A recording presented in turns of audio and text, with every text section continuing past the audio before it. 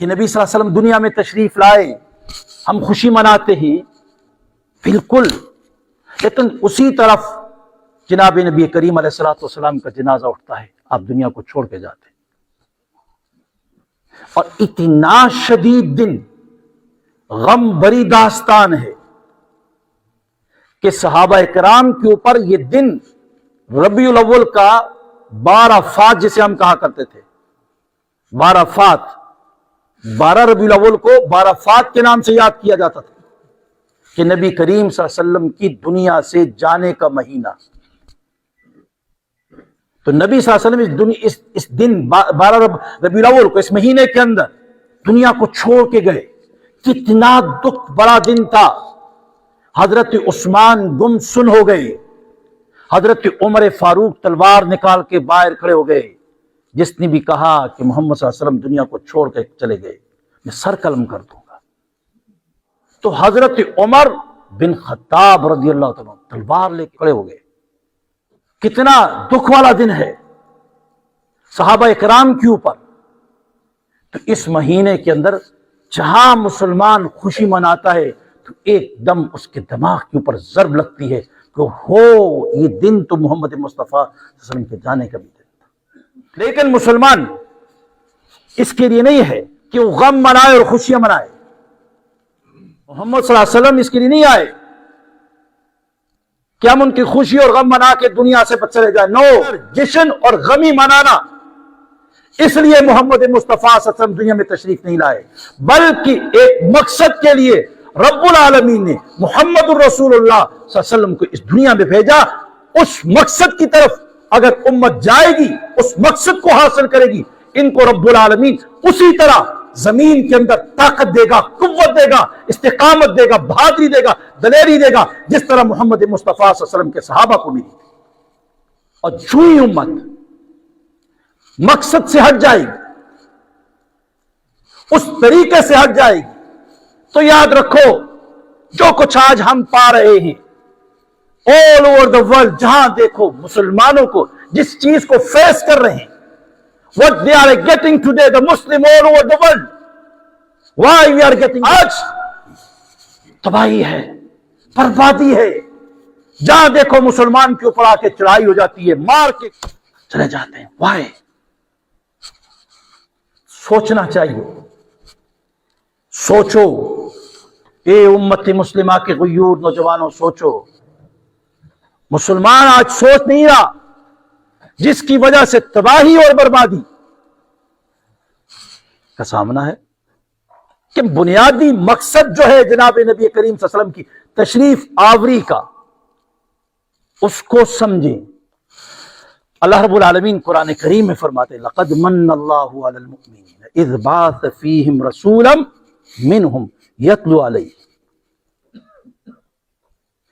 اللہ رب العالمین نے یہ 3 جگہ میں یہ آئے تھے مختلف انداز میں، اس کے اندر جناب نبی کریم صلی اللہ علیہ وسلم کے مقصد کو بیان فرمایا۔ یتلو علیہم آیاتی، اللہ کی آیات کی تلاوت کرنا، یزکیہم، ان کا تزکیہ کرنا، ویعلمہم الکتاب والحکمہ، ان کو کتاب کی تعلیم دینا، دانائی کی تعلیم دینا۔ اس کے لیے رب العالمین نے محمد مصطفیٰ صلی اللہ علیہ وسلم کو بھیجا۔ دارالعلوم دیوبند بڑا مدرسہ ہے، آپ نے سنا ہوگا اس کا نام۔ دیوبند بہت بڑا مدرسہ ہے، تاریخی مدرسہ ہے۔ اس کے پرنسپل تھے قاری طیب صاحب رحمۃ اللہ علیہ۔ انہوں نے ایک بات لکھی اور زبردست تجزیہ انہوں نے لکھا ہے۔ انہوں نے کہا کہ پریویس نیشن جو تھی، پرانی امتیں، ان کی تباہی کس وجہ سے ہوئی؟ نوح علیہ السلام کی قوم کے اوپر عذاب آیا، لوط علیہ السلام کی قوم کے اوپر عذاب آیا، شعیب علیہ السلام کی قوم کے اوپر عذاب آیا۔ کہیں بارش ایک دم آسمان سے کلاؤڈ برسٹ ہوتے ہیں، زمین کو آرڈر ہوتا ہے پانی نکالو، زمین سے پانی نکلنا شروع ہو جاتا ہے، کہیں سے پتھر برستے ہی، کہیں پہ آوازیں آتی ہیں، چیخ آتی ہے زوردار، جبرائیل ایک زوردار آواز لگاتے ہی لوگوں کے دل پھٹ جاتے ہیں۔ یہ سارے عذاب جو آئے پریویس نیشن کے اوپر، اس کا وجہ کیا تھی؟ ریزن کیا تھا؟ What is the reason behind that؟ کیا وجہ تھی؟ ریزن کیا ہے؟ تو قاری طیب صاحب رحمۃ اللہ علیہ فرماتے ہیں کہ 2 باتیں تھیں۔ ایک ان کے اندر نالج، علم ختم ہو چکا تھا، علم نہیں تھا، جہالت تھی، اگنورنٹ، جہالت۔ دوسرے نمبر پر بد اخلاقی، لوز کریکٹر، اخلاقیات کی تعلیم ان کے اندر بالکل نہیں۔ جس طرح لوط علیہ السلام کی قوم، مرد کے ساتھ بدکاری کر رہا ہے، کتنی بڑی بد اخلاقی ہے ان سے۔ جبرائیل نے اپنے ونگ کے ساتھ اس طرح اٹھا کر اوپر لے گئے اور اوپر سے نیچے زمین کو پڑتے مارا، بد اخلاقی۔ شعیب علیہ السلام کی قوم ناپ تول کے اندر، اسکیل جو تھا اس کے وزن کے اندر، اس کے اندر ڈنڈی مارتے۔ نوح علیہ السلام کی قوم جہالت، شرک کرتی، کئی خدا بنا رکھے تھے، ان کی عبادت پہ لگ گئے تھے، تباہی آ گئی، تباہ کر دی۔ تو حضرت قاری طیب صاحب رحمۃ اللہ علیہ فرماتے ہیں دو ریزن، ایک ان کے اندر جہالت اور دوسرے نمبر پر بد اخلاقی آ گئی تھی۔ اس وجہ سے اللہ رب العالمین نے ان قوموں کو کیا تباہ و برباد کیا۔ جناب نبی کریم علیہ الصلوۃ والسلام جب دنیا میں تشریف لائے تو ان دو چیزوں کو آپ نے بڑے ہائی لائٹ کر کے بیان کر دیا اور فرمایا کہ انما، پہلے بتایا کہ میں علم کی روشنی لے کر آیا ہوں، انما بعثت معلما، کہ مجھے اللہ رب العالمین نے معلم بنا کر بھیجا، معلم بنا کر بھیجا۔ اور اسی کا ذکر رب العالمین نے لقد من اللہ علی المؤمنین، اس کے اندر بھی فرمایا کہ لوگوں کو تعلیم سکھاتا ہے۔ اب انما بعثت معلما، معلم بنا کر بھیجا ہوں، کس لیے؟ کہ دنیا کے اندر جہالت تھی، علم نہیں تھا، مجھے بھیجا ہے کہ میں لوگوں کے اندر علم کی روشنی پیدا کروں، علم۔ اور خود جناب نبی کریم علیہ الصلوۃ والسلام کی زندگی کو دیکھو، کس طرح شب و روز اس دین کی تعلیم انسانیت کو دیتے رہے اور اس تعلیم کے اوپر لوگوں کو کس طرح انکرج کرتے رہے۔ اور رب العالمین نے جو پہلا جملہ وہی ان پہ کی، اور وہی کا پہلا لفظی تعلیم کی طرف نشاندہی کرتا ہے، پہلا لفظ اقرا، اسٹڈی، ریڈ، پڑھیے۔ تو گویا جناب نبی کریم صلی اللہ علیہ وسلم نے آ کر دنیا کو روشنی دی، علم دیا، اور ایسا علم دیا کہ اس علم کے ذریعے سے قیامت تک آنے والی انسانیت فائدہ حاصل کر رہی ہے۔ تھوڑا سا غور کریں، نبی صلی اللہ علیہ وسلم کتنے سال ہو گئے دنیا میں تشریف لائے ہوئے؟ 1400 سال، 1400 years ago the Prophet صلی اللہ علیہ وسلم he came to this world. لیکن before the Prophet صلی اللہ علیہ وسلم، نوح علیہ السلام سے لے کر محمد مصطفیٰ صلی اللہ علیہ وسلم تک، how many prophet came to this world؟ کتنے پرافٹ آئے ہیں، کتنے بھی آئے؟ 1,24,000 کم و بیش نبی اور رسول آئے ہیں دنیا میں۔ کتنی کتابیں آئی ہیں؟ 3 بڑی میجر کتابیں، بائبل، تورات، زبور۔ یہ بڑی کتابیں، اس کے علاوہ more than hundreds صحیفے، بکلٹ، چھوٹے آئے ہیں، کتابچے، یہ سب کچھ آیا۔ لیکن ایک بجلی کا بلب، ایک سائنس کی چھوٹی سی ترقی آپ مجھے بتا دیں۔ عیسائیت پہلے موجود تھی، لیکن کہیں پر سائنس کی یہ ترقی آپ کو نظر آئی ہے؟ ایک انجیکشن، یہ چھوٹی چھوٹی آج جو سائنس کے دعوے دار بنتے ہیں، یہ تو اللہ تعالیٰ نے قرآن کریم میں فرمایا یخلق ما لا تعلمون، وہ اللہ پیدا کرے گا وہ چیزیں جو تمہارے تصور بھی نہیں آتی۔ یہ محمد مصطفیٰ صلی اللہ علیہ وسلم کو فرما رہے ہیں۔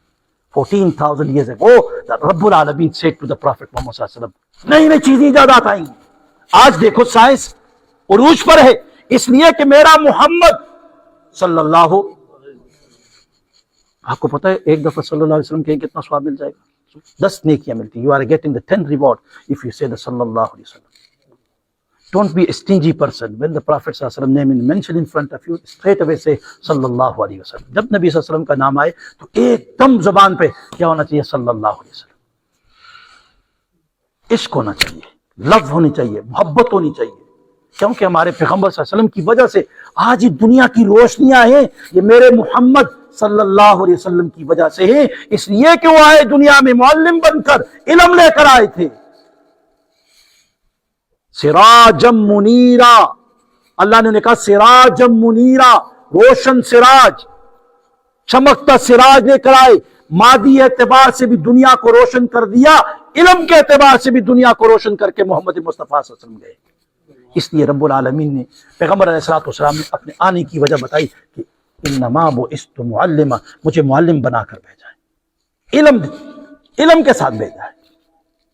اور دوسری جو چیز ہے، اس کو تو جناب آپ دیکھیں آج یہ ساری ترقیاں ہیں، یہ محمد مصطفیٰ صلی اللہ علیہ وسلم کے سب تحفے ہیں.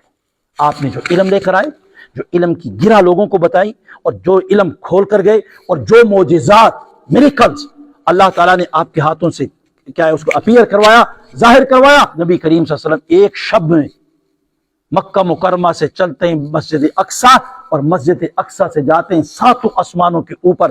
سبحان الذی اسریٰ بعبدہ لیلا من المسجد الحرام الی المسجد الاقصی، ایک رات کے اندر. تو سائنس کے تو سارے دروازے کھول کے رکھ دیے اس معراج کے اس واقعے نے. تو نبی کریم صلی اللہ علیہ وسلم کس لیے آئے کہ فرمایا کہ انما بعثت معلما، مجھے معلم بنا کر بھیجا. اور دوسری چیز حضرت قاری طیب صاحب رحمۃ اللہ نے دوسری وجہ کیا لکھی کہ اقوام کی تباہی، پہلی قومیں جو تباہ ہوئی ہیں ان کے اندر بد اخلاقی پائی جاتی تھی، بیڈ کریکٹر. اس وجہ سے رب العالمین نے they destroy the previous nation. اس وجہ سے ایک یہ ریزن تھا. اللہ رب العالمین کے پیغمبر نے فرمایا کہ انما بعثت، مجھے بھیجا ہے لأتمم مکارم الاخلاق، اخلاق کی سب سے اعلیٰ کوالٹی کی تعلیم کی تکمیل کے لیے مجھے بھیجا ہے.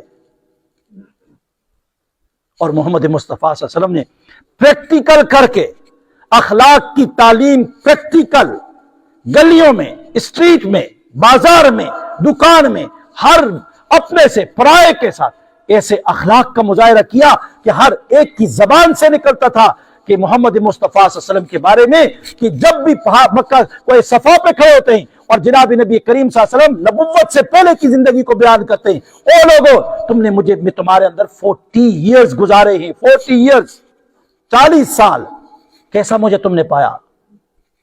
سب نے کہا جربنا لک مرارا ما رأیناک الا صدقا.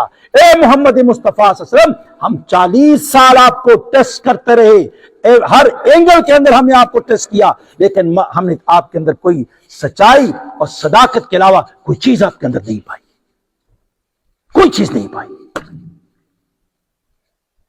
اور پھر اخلاق کی تعلیم، لوگ اوپر سے کوڑا پھینکتے ہیں، نبی صلی اللہ علیہ وسلم جا کے ان کی ہیلپ کرتے ہیں. کوئی راستے میں کانٹے بچھاتا ہے، پیغمبر علیہ الصلوۃ والسلام ان کے ساتھ اچھے اخلاق کے ساتھ پیش آتے ہیں.